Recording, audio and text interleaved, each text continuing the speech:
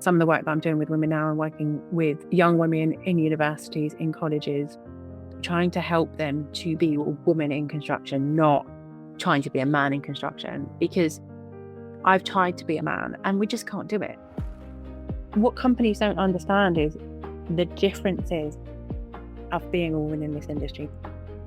There's a lot of people that have views and they have ways of doing things that are actually derogatory or offensive. Sexism in the industry, a lot of it is not intentional. There's a lot of people that are sexist within the industry and they don't realise it. It's much, much better than 20 or 25 years ago. But it's not enough. Welcome to Taking the Con Out of Construction, the straight-talking show that's changing the industry, one episode at a time. Small mistakes can cost big money, and even more in time. But a small investment in listening to this episode could help you avoid disputes, delays, and costly pitfalls, while giving you the know-how to stop problems before they start. Let's turn complexity into clarity and take the con out of construction. Welcome back to Taking the Con Out of Construction. Titles and job descriptions tell one story, but real influence comes from decision-making, lived experience on site, and the confidence to act under pressure, especially when we're talking about women in construction. Michelle, people often focus on titles or roles, but the real conversation is about women in construction and the value they bring beyond the job description. How do you see this playing out in a changing industry? And in your opinion, what is really preventing organisations from fully recognising, supporting and leveraging the leadership potential of women across construction? I've been in the industry for a very, very long time. And I'm pretty sure last week's podcast, we covered the fact that my career started with a really positive feminine role model. My journey's been quite different. And it's only been in recent years that I've been aware of how different my journey was. And don't get me wrong, I'm more aware when somebody's being difficult just because I'm female, because when you've been doing something for over 20 years, it's pretty obvious. And I remember back in the early days, people just being difficult and it didn't matter what I did. There was a problem and they were just arsy and difficult and would ignore me. And eventually I realised it's because I was female. And you do still get that on site. Not that I'm on site as much as I used to be. I used to be on site every single day. And my daughter used to call me Bob the Builder, which I hated. She could have at least called me Wendy. But I've spent a lot of time on site. And what I've realised is the deeper I go, the more conversations I have, the more companies I work with, the more mentoring work I do. I realise what a benefit it is being female in construction, especially to QSs.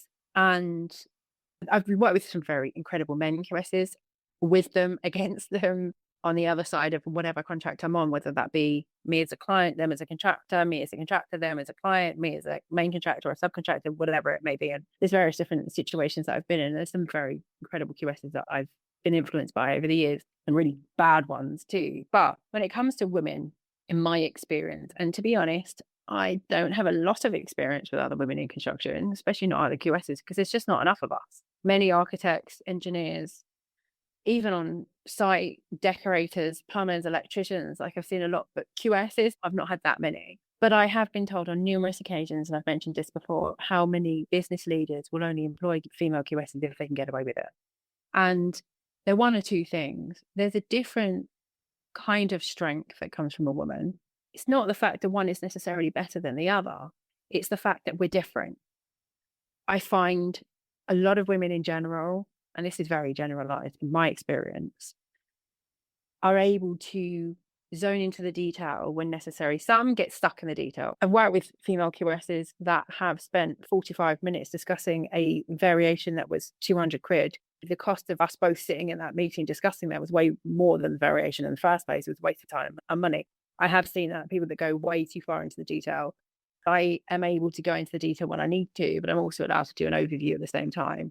Females in general are better at managing multiple things. What people don't understand is the role of a woman in general, and then put that into a man's world. So before my daughter was born, I would quite regularly be in the office at 6 o'clock, 7 o'clock. Quite often I worked in the city on the outskirts. I lived in Essex at the time. I used to drive in, and the A13 was not a fun road in the morning or in the evening. So I often used to go in really early, or sometimes I go in a little bit later, and I'd say later leave at 6:30, 7 to miss the traffic on the way home. But when I became a mother, I didn't have that luxury because I had to drop my daughter off when the childminder was open and I had to pick her up before the childminder closed.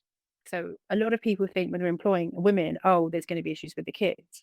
Actually, look at it differently.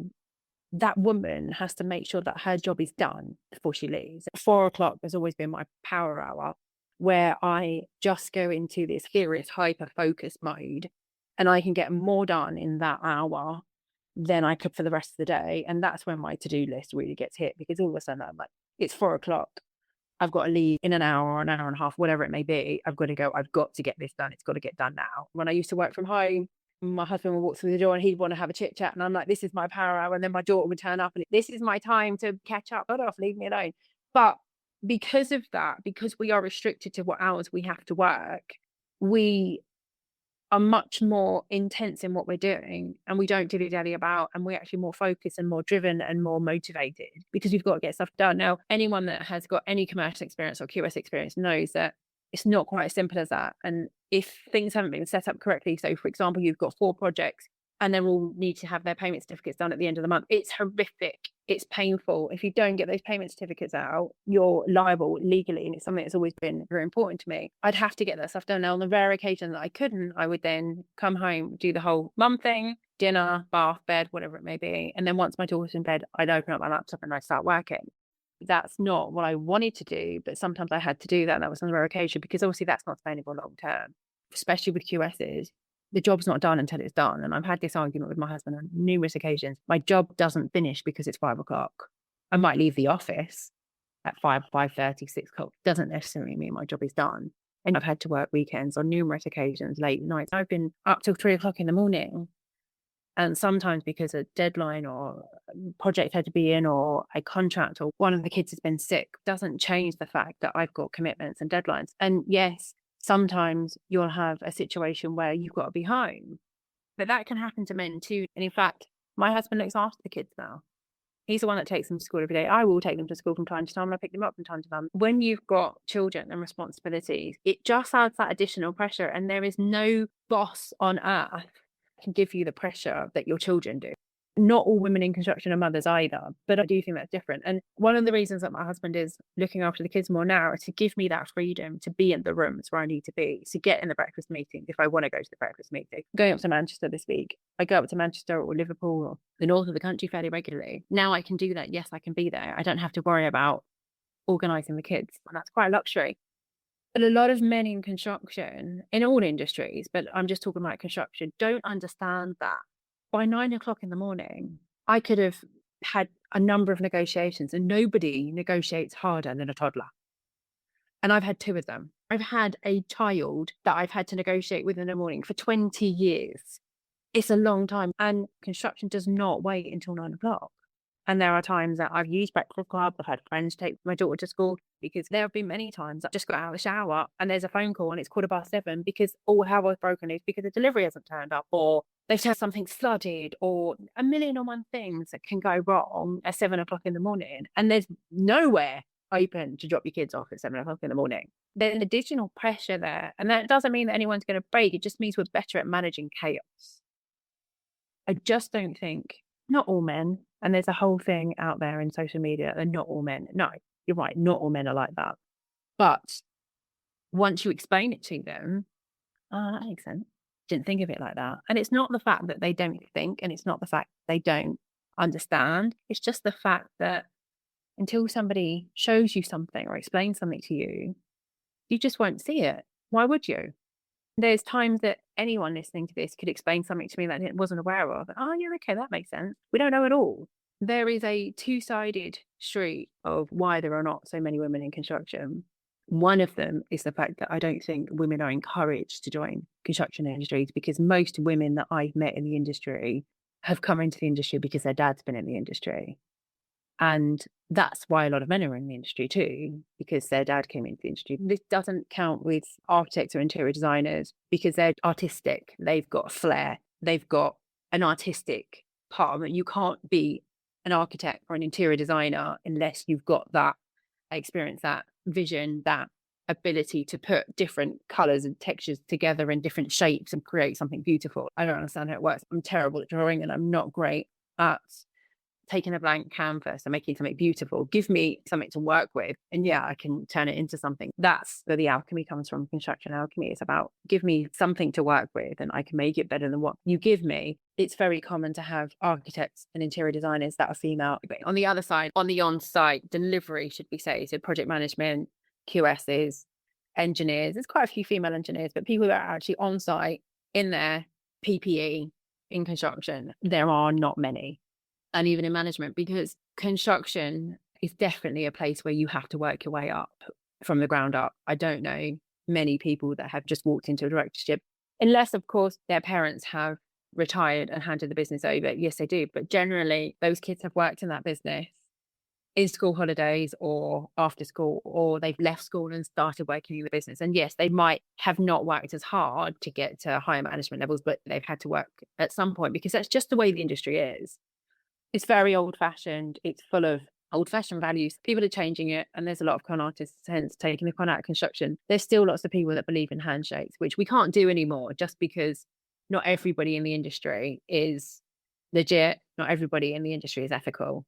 There's a lot of people that aren't. And I suppose it's because you can get into the construction industry and build a career, build a business without having GCSEs, for example, O-levels, qualifications. I do have a degree in quantity surveying, and it shocks me how many people are shocked by that.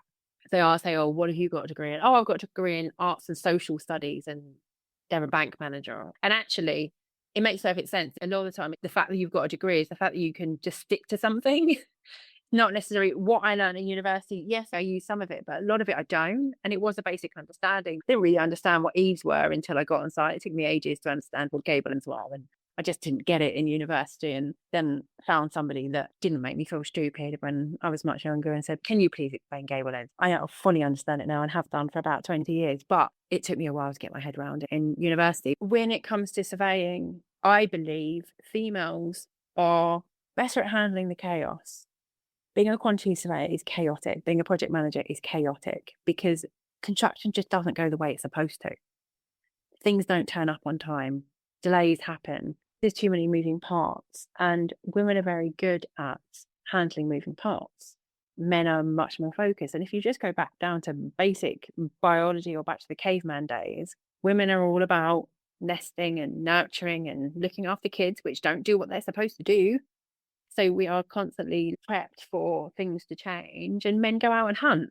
And that's the basics of where we came from. And we still have those primal instincts within us and within women, whether you're a parent, a mother or not, you have that instinct inside you to be nurturing and organizing. And that makes us better managers and better leaders. But more importantly, over the last 25 years, I've been a bit of an agony aunt.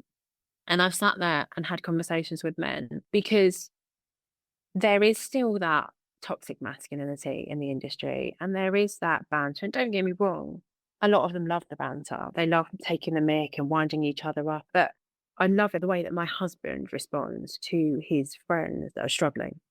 I remember when we first got together, one of his friends was going through some dark times and suffering from mental health myself. I know what it's like to be dealing with demons. One of my friends calls it the black dog. I know what it's like when the black dog is around, which is obviously another name for depression.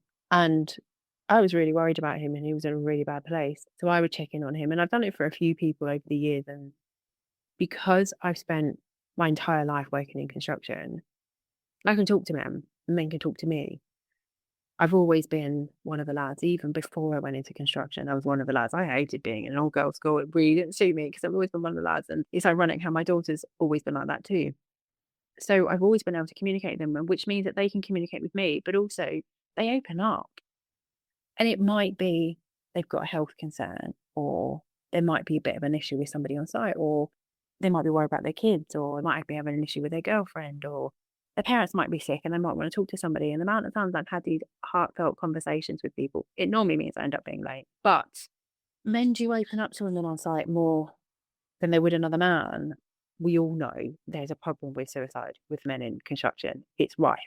And men having issues with depression. There's so many charities out there, and there's so many people doing so much really important work trying to get men to talk.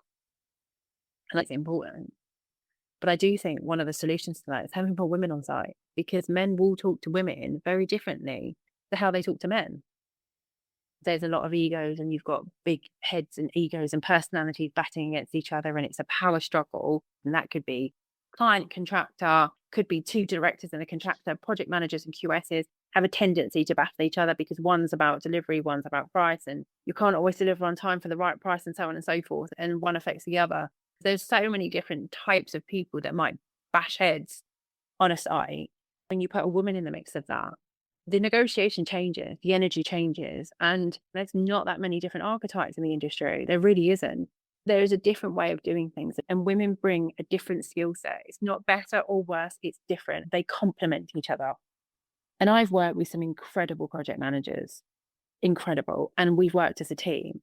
I remember working for a company, and every morning I'd be like, PMA, positive mental attitude. The amount of times I'm like, it doesn't matter, whatever's gone on, PMA, we've got this, PMA, PMA, PMA. And then someone gets a bit down and dumps, hey, PMA. And they'll be like, you and your PMA. But it's just trying to keep people motivated. But also it's that nurture side of things, because there isn't much nurturing going on in the construction industry and on sites. And sometimes it's tough. The shit hits the fan regularly and people are under pressure. It's not all easy. Some sites are amazing, got incredible facilities, others don't. It's cold, it's muddy, it's dirty, it's messy. Okay, men are more comfortable in those environments, not all of them. I'm not particularly comfortable in those environments. That's just what you had to do. Programs that I'm writing for women in construction, I've been mentoring women in construction for a while. I've been mentoring women my entire life, including my own mother. It just comes naturally to me, and the results I'm getting with these women are just insane. But it needs to be bigger than that. There's two things that I'm highly focused on changing. One is getting businesses and contractors, subcontractors to look at their commercial protection, get people in early, look at things before the liquidators are on the doorstep, or before things have gone totally awry, before they've got CCJs and winding up orders. Have a look at it before it doesn't feel right. Just double check. Very simple, very easy, just to get that, yeah, everything's fine. Because there will always be things that are slightly not quite right, or there will be a few risks, but make sure you've got your risk profile done properly. Make sure you know where you're at, especially when it's a bigger building, new client, new product. Complexities are always changing. No project is ever the same. You could have two projects on the same road. They wouldn't be exactly the same. Just because you're good at bringing the work in doesn't mean you're good at running a business. There's far too many aspects of a business for somebody to be good at all of it. It's impossible. The second thing is trying to get more women, but not just getting the women in, keeping them in. So what I'm doing with Construction Alchemy, because I've realized that there's a massive gap in the market. There's lots of companies out there supporting women. They come from a HR perspective. They don't understand what it's like to walk around a site trying to find the toilet key. Then once you finally find the key, you've got to clamber over all the stuff in there to try and get anywhere near the toilet. So then you do your thing and whatever you want to do, wash your hands. And then there's never, or haven't been in my experience, very rarely are there sanitary bins in a female toilet on a site. I don't know why, they just don't. Then you've got to walk around, and guaranteed you come out the toilet, and the last thing you want to do is anybody on site see anything to do with menstrual products. Everyone freaks like it was the plague in a wrapper. But unless you explain these things, I just think girls are being funny. But more importantly, there's no camaraderie. You're always different. In every single room you go in, you're always different. Now, I'm one of the lads and all the rest of it, but I'm not a lad. And some of my past experiences and some of the work that I'm doing with women now, and working with young women in universities, in colleges that are coming in the industry, trying to help them to be in their own power, to be a woman in construction, not trying to be a man in construction. Because I've tried to be a man and we just can't do it. We cannot be men like men can, because we aren't men. We can be women in construction. And actually, a lot of people don't understand how to be a woman in construction or why to be a woman in construction. And they're one of two things. They're either exceptional, or sometimes they are over difficult. Some women go on power trips and it's not helpful. Some women are so downtrodden or nervous or have fought too hard or scared or many other emotions. And because of that, rather than accept that and deal with that, they create this big hard shell that I'm untouchable. And sometimes they come across very differently, very harsh, very aggressive. I've been quite aggressive over the years, not so much now. But what companies don't understand is the differences of being a woman in this industry. For example, working on site late. Years ago, before my sons were born, my daughter would be at her dad's on a Wednesday. Those Wednesday nights, guaranteed I'd be catching up, because whenever I walked into a site, there's Michelle, Michelle, Michelle, Michelle, Michelle, Michelle. So when I'm on site, guaranteed I would get pulled from pillar to post of people needing stuff done. So I'd be on site late. Being on site late in the dark, it's a scary place to be when you're female. There may be a security guard, but security guards don't have to have DBS checks. A lot of people on site don't have to have DBS checks. As a QS, I'm often having to tell people that their work isn't good enough, or they're not getting paid, or have to have uncomfortable conversations with them because they haven't delivered what they're supposed to be delivering, making sure that they're not hiding somewhere ready to get me or jump out of me if I'm there by myself. These are the things that men just don't think about. It's not a detriment to men. It's not slagging them off. It's not putting them down. They don't have to experience that. Sometimes I get a bit agitated by it because I have had really bad experiences, and trying to get men to understand that, no, it's not all men are like that. But what women don't know is which are which. Rapists don't look a certain way. I remember my younger stepsister saying, he doesn't look like a rapist. What does a rapist look like? They don't walk around with t-shirts saying, I'm a rapist. They look like every other man that you've met. What do people that physically hurt women look like? They look like everyday people. No, it's not all men, but the difference is all women are fearful of men. Not all men, but they are fearful of men, and they don't know when you're going to have that situation and you're going to be in that situation. But how many women walk down a dark road with the keys in between their fingers? Most women I know. Text me when you get home. Do men do that? No, they don't. When my neighbours leave my house, we jokingly go, text me when you get home. And I will stand there and watch my female friend. She's 4 doors down, but still we watch each other. And there are some situations that the men will walk the women home and they're literally 4 or 5 doors away. But we still have that fear because there's a public pathway outside our house. Being on site as a woman is difficult. Sometimes it's difficult to tell whether or not there's a problem because you're female. It's not always obvious. It might be the sly comments. It might be the not responding to emails. It might be cutting evaluation. It might making things more difficult. It might be changing meetings to a time that they know you can't do. For example, some women that need to leave at 4 o'clock on a Tuesday because they've got to pick their kids up on that particular day. And it might be the fact that this particular man keeps booking a meeting on that day. And they do it. They will do it. There are men in the industry that will do that just to be difficult. God, it's much, much better than 20 or 25 years ago. But it's not enough. What I've never found in the industry is anyone that has offered support to deal with that, or even educated people on how to deal with that. So what I'm doing with my Built to Lead program and all of my programs with Construction Alchemy, I'm going into bigger companies and saying, you've got a policy that is attracting women and you want to bring more women into the industry, but actually once a woman's in your organization, how is she then supported? And one of the things that men don't understand as well as us women do is women can be one of 2 things. When women come together, it's something quite magical and powerful, which does intimidate some men, I get that. But when women are pulling apart, there's nothing that can tear you down quicker, faster, and harsher than another woman. A man cannot destroy a woman as much as a woman can. When you're bringing those women together, one, to support one another will be empowering. It's motivating. It makes them feel safe. But also, when they come together, they can call out the bullshit. Because there are women out there that aren't acting in the right way and are being more difficult and are making life more complicated than it needs to be. And the construction industry really struggle to deal with those type of women because they're just generally still quite old-fashioned. People ask me, can I hold the door open for you? Yes, you can. Of course you can. Some women don't like that. I don't see the point in having a go at someone for being chivalrous. I get why some women don't want to be like that, but I don't see the difference in trying to be equal, that we are treated equal and we're treated the same because we're different. People will get angry about that, I'm sure. But I'm a woman in construction, which means I'm different from a man in construction. But I use that differences to my advantage because I've got a different skill set. And when you're working as a team, it's okay, fine, you do this, I do that. You delegate. You go with skill sets. And sometimes the skill set is the fact that I'm female. And I use that to my advantage. You can build much stronger relationships when you've got more women around because sometimes you get too many egos and it doesn't necessarily work. What I'm looking at in businesses now is, what's your policy? And actually, is that policy implemented? Because I've noticed over the years with the work I've done with H Squared, implementing a policy or a system is a different skill set to writing one in the first place. I can write them and I can implement them because I get people to understand the bigger picture. Sexism in the industry, it's a whole different conversation. A lot of it is not intentional. There's a lot of people that are sexist within the industry and they don't realize it.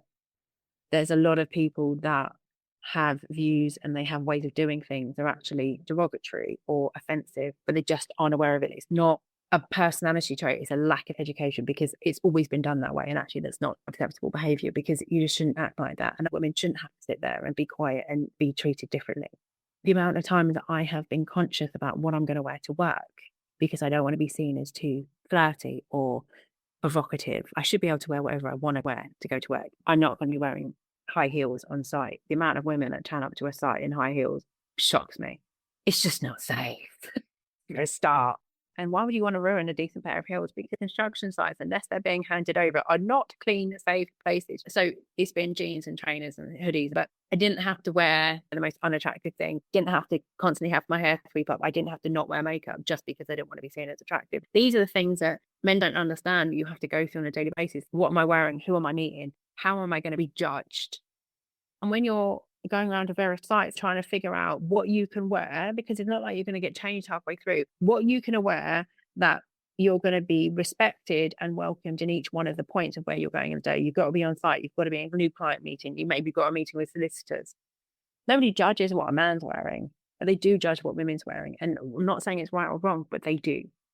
And understanding that and supporting and just having somebody say, this is okay, or this is what I do. So there's other things that I do within businesses. It might be a quarterly meetup or it's a quarterly Zoom, but having that space where I encourage other women to come, and if someone comes with an issue, they'll often ask me the question and I will give it to the room. Or sometimes, depending on the circumstances or how new the group are, sometimes I will answer that or ask different questions and offer that support, give suggestions. I never tell people exactly what to do. I just give them suggestions and maybe come up with ways around what they're trying to do. Back to the serenity prayer, which I talk about a lot. Sometimes we just have to have that ability to change what we can, accept what we can't, and have the knowledge to know the difference. There are some people that you can educate and say, this isn't how I want to be treated, or how I want to be spoken to, or how I want to be addressed, or I don't feel comfortable about this, or I don't want to be staying in a site at 4:30 in the winter and it's pitch black. I don't want to be walking to my car that is miles away. The amount of times on site, there's been 1 or 2 car parking spaces. Generally, one of them is for the project manager and the other is either for directors or for me. A lot of the time it's been for me. It's not all been doom and gloom. I wouldn't have stayed in the industry this long. A lot of the time I've been protected by men and I've actually felt really safe on site when it's a full site. When I'm on my own, God no, any noise, movement can scare the absolute crap out of me. It's pitch black, it's 7 o'clock at night. Shit, I'm on my own in construction site. Does anybody even know I'm here? There's normally security guards on big sites. It's the walking to the car.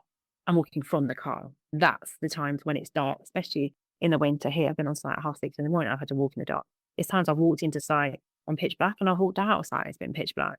It's understanding that this is at the risk that women have. Men just don't think about them because they don't need to. Networking, I've mentioned this in other podcasts, was a scary place for me. When I was in my early 20s and I looked much younger, and even in my early 30s when I still looked like I was in my early 20s, going to networking events in the evening or even day events where alcohol was involved, the amount of times I've been in situations where I've been compromised because I've been friendly and a man's had a couple of drinks and thought something different and got over touchy-feely with me, which is not on. I've had situations where, and it really annoys me when subcontractors do it, when they're a really good subcontractor, where I'm getting messaged at 3 o'clock in the morning, which is totally inappropriate, just because I've been nice to them or I've supported them or I've helped them, but they're just not used to having women that aren't their immediate relatives, wives or girlfriends, giving them that kind of attention because they don't deal with women a lot because there are not enough women in construction. And then all of a sudden they're declaring their undying love or I would do anything for you. And I get really annoyed because then they get all funny in the morning and then the relationship's tarnished and I've lost a decent subby just because they haven't had much experience of dealing with women. I'm not saying that's bad about the men and it's not derogatory to those men at all. Those men were decent people that just got confused. But if there were more women in the industry, that just wouldn't happen because it would be the norm. I don't speak to women that work in other industries that suddenly have these situations because in construction it's so rare to have that relationship maybe with a woman in your day job, because if you've grown up in the industry and you've worked in the industry all your life, you won't have had much interaction with women unless they've been in the accounts department, receptionist team, or maybe the odd architect or engineer. There are many men that have probably rarely worked with women on site. The industry needs to be brought into 2026. There's a lot of companies still operating in the 90s, early 2000s. Obviously, not all of them. A lot of them are using AI and software and other incredible things. There's a lot of people using modern methods of construction, and there's lots coming on with different products and services and insulation and all these other things that are moving with the industry. Of course they are, but the industry itself is very much back in the 90s. The attitudes, the culture, the people, even the way that we talk, it's very different to any other industry, and people just don't understand it. And the beauty of what I'm doing is the fact that I spent this time on site. The difference between me and anybody else is the fact that I know what it's like to be a female. I can relate to these women. I've been there. I've felt it. I know what it feels like for people to just be shitty with you and difficult with you because you're female. But I also know how to get around that. I also know how to switch the attitude. If a person can be changed with a change of perspective and some education and some support, then 100% I will do that. Many men have come to me going, I don't know what to do. Do I hold the door open for you? Do I offer to make you a cup of tea? Do I ignore you? Do I take the piss out of you? Do I swear? Do I not swear? Never allowed the C word, ever. Not around me, not having that. But I don't have a go at people for swearing. I never have done. Jesus, I swear a lot myself. But I wouldn't allow the C bomb. And there's certain other things. And you would see me on site and still see me. I'll go, shaking my finger. No, not having that. And they'll laugh. Oh, okay. Or call me mum or call me madam. Or we have a laugh and joke and a bit of banter. But then on the other hand, I will keep quiet at certain points and I will drop a one-liner or say something that they don't expect. And they're like, oh my God, we have a good old laugh. I've always delivered what I've said, and I've always been authentic, and I've just been me. And I've used being female to my advantage. I've probably got men to bend over backwards for me at times. I've probably got people to help me out that they might not have helped out because I've asked nicely. But generally, these are nice people. And the construction industry is full of nice people. I know the title of the podcast is Taking the Con Out of Construction, but that's not the majority. There are building sites all over this country that are full of decent, genuine people, generations after generations of all the various trades that are at risk. But it's the same with everything. There's always people there to ruin it. I believe that bringing more women into construction, they are incredible managers. They're very good at managing men, construction, chaos, foresight, risk analysis, risk aversion, toddlers, especially when you've got two of them. The amount of times that I've had to make a decision who's less likely to die and chase the other one. But these are the kind of things that we are built for physically, whether you're a parent or not. These are the kind of things that your brains are built for. To look at risks, see things coming, to look ahead. Some of the most incredible project managers I've ever met are women. I'm great at project management and delivering and like, what we're going to do here and what if we do that? Let's make a decision here. How does this decision affect next week, the week after that? Right, okay, we're looking at this, but what about next week? What about next week? And men just aren't as good at looking at the bigger picture. Women, they're much more about preparation. But construction needs that drive. Construction needs that power. Construction needs that go, and that quick thinking and that sharpness and the buzz and the drive. And that's what men are great at. Women are great at it too, obviously. But you've got these two different sides, yin and yang or whatever you want to call it. I think the construction industry needs both. I'm not saying women are going to replace men. No, they've got their role, and actually men are incredible in construction.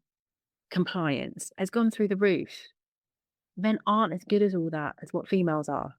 It's just the way that we are built. The amount of compliance that's coming, and it's not going to stop. And AI and software and all these other things are a bit more technical. I'm the world's worst, but IKEA furniture, most women will look at the instructions. Men just get their drill out and start. I'm one or the other. I can do a bit of both depending what it is. That's just the different ways that we work. There's so many benefits to keeping women in the construction industry that are going to help the industry. And I'm not saying it needs to be 50-50. I don't know if it will ever be that. But at the moment, it's 20%, if that, of the industry is women. I don't even think it's 20%, especially not on site, maybe in other roles, but not on site. Australia, I do a lot of gender equality audits. I offer that service here. It's not something that people are picking up on because they're not aware of it, because it's not legislation yet, but it's coming. And when it does come, it's going to hit people really hard. So I'm actively going out to companies and seeing how their gender equality is and asking them how they're supporting their women, looking at their policies, how are they actually implementing those policies, how are they getting them in, how are they helping keep the women they get. Otherwise, it just becomes expensive because recruitment is not cheap. Even if you've got internal recruitment, it's still not cheap because the cost to train these people up and then they go. If you can keep them and you create a network of women within your organisation that support each other the way that men do, you'll get as much out of the women as you do out of the men. So it's no different to what's already in place for men themselves. How many men go for a drink on a Friday night? Loads of companies I know, the whole lot of them go for a drink on a Friday night. Some companies I know, they don't do Christmas parties. They do a massive thing in the summer and have a whole event, and the whole business is shut down, and that's what they do to motivate their people. Men are great at coming together, having a laugh and a joke together and supporting each other. My brother still is in contact with lots of the boys that he went to school with. They often have a day out or a golf day or whatever it may be. Like, it's more common for boys to stick together than what girls do, because girls, hundreds of years ago, the woman had a husband and then she moved and that was that. And okay, she would still see her family, but that was her new life. Like, she was literally taken away, and sometimes to a different country or a different county. That was it. Her life stopped, whereas the men would remain connected and their lives don't change as much. Lots of men I know speak to umpteen people they went to school with still. Women aren't as good at that. We need to get women to be supporting each other more. And I know a lot of people in a lot of platforms, a lot of different industries are trying to do that. There will be some real magic, hence Construction Alchemy, real alchemy happening when women are brought together within the industry to support one another and to grow and to encourage one another, but also to call each other out when we need to. And I think it's just going to be better for the industry as a whole to have more women in it. But I also support the men in those businesses, because a lot of men don't know how to treat women anymore. They don't know what they can and can't say because they don't understand what the rules are. The rules for each woman differ, and it's trying to give them the encouragement to have conversations with women. But there's a lot of men that don't necessarily understand how to speak to women. And that's the norm, especially if they spend their entire life and their career and their dad is in the construction industry and they don't have sisters. It can be quite difficult and intimidating for men to speak to women. Not all men, I've said that all the way through. Built to Lead is a program that I have developed, and it's bespoke because not every company is the same. Not every project's the same, not every person's the same. But the basis around it is looking at company policies, looking at how they're implemented, making sure that the company's aware of what it's like to be on site. They've got female toilets, they've got female changing rooms, they've got sanitary bins in the toilets, for example, those kind of things. Make sure that women are safe and they are secure in sites, that there's safe parking. These are some of the systems that we can implement, no problem. It's about mentoring women. If a woman is being difficult in an industry, let's find out why she's being difficult, because guaranteed it's because she feels unsafe. And most men in construction industry want women in their industry to feel safe. They want to look after them, they just don't know how. It's also supporting men that are working with women that don't understand or are feeling uncomfortable, feeling unsafe, or worried about what they're going to say because they're going to end up in a tribunal. That's not what I want either. Men need to feel safe working with women. We all need to feel safe together, but we have different needs. So supporting them, whether it be workshops or mentoring, supporting women and encouraging women and empowering women to support one another. The way that I always work with all of the services that I offer, it's not about you have to work with me till the dawn of time. You work with me until you don't need me anymore. And that's when my job is done. Yes, I get involved in your business. Yes, I'm part of the furniture. Yes, I'm part of the team. And the amount of times a director of a business go, "You're freelance." Yeah, we don't act like it. I'm being employed. Doesn't matter. I'm here. I'm part of the team. But I'm part of that team until that team doesn't need me anymore. And I've even interviewed my replacement when I've been working for them on a fractional basis. The company's growing, they need to employ someone permanently. I've helped them employ that person to replace what I'm doing because the company's growing. That's what I'm about. It's not about you can't survive without me. I will make sure that you are trained, your team's been trained, everything's working. I will step back and still offer support and be in the outskirts of it. Then I just move on and move on to the next project. And that's what I've always done. The industry is changing. It took me a long time to realize the power of being female in the industry. Once I started acting in my feminine rather than my masculine, things changed, doors opened, life was a lot easier, and I was a lot more effective. I've been successful, and I'm blessed to be successful. I'm blessed to have the experiences I've had. I'm very blessed to my career start with lovely Sally at the very beginning, and I'm blessed with all the amazing companies I've worked with, the amazing consultants I've worked with, many of them men and some incredible women too. I want to use all those experiences to help others. And if I'm going to change my industry, which I will, and I am, then the two ways I'm going to do it is commercial protection and supporting all women. I'm not the type of person that just says, here, I support women. I put my money where my mouth is. I check in on people that need help. I sponsored events that are nothing to do with me or my industry just because I believed in what they were doing. And it was nothing to do with construction. It was about supporting other women. You'll often see me on LinkedIn supporting people I believe in and their posts and sharing and charities and connecting people, not because it's any benefit to me, but because it's benefit for them and what's right for them. That's the kind of thing that I do. I do support men too. I've done it for years and years and years. The majority of my clients are PhD men, but it's funny how majority and most of my clients with Construction Alchemy have been female. That's what I think the industry needs. If we want a stronger, more sustainable industry, we have to stop asking whether women are ready and start asking whether our systems, cultures, and leadership mindsets are ready for them. As always, this is about raising standards, challenging outdated thinking, and creating an industry that works better for everyone involved. Thank you very much, Michelle.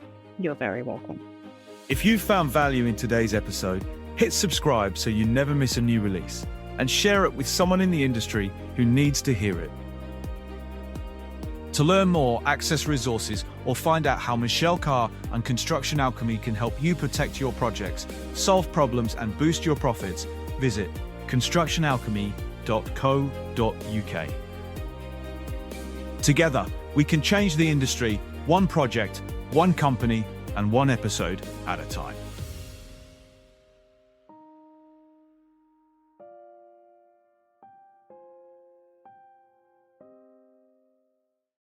The views and opinions expressed in this podcast are based on the personal experiences of Michelle Carr and her guests.